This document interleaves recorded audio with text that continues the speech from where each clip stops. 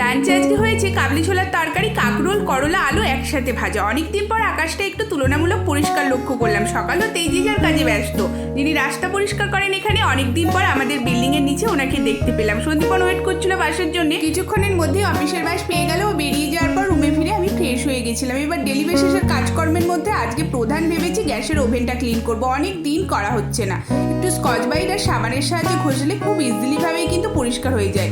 বিকালবেলা নেক্সট দিনে সব সবজিগুলো কেটে রাখলাম, তারপরে মুগ কড়াই ভিজিয়েছিলাম। সন্ধ্যাবেলা টিফিনের জন্য একটু সেদ্ধ করলাম, সাথে বানাচ্ছিলাম চা।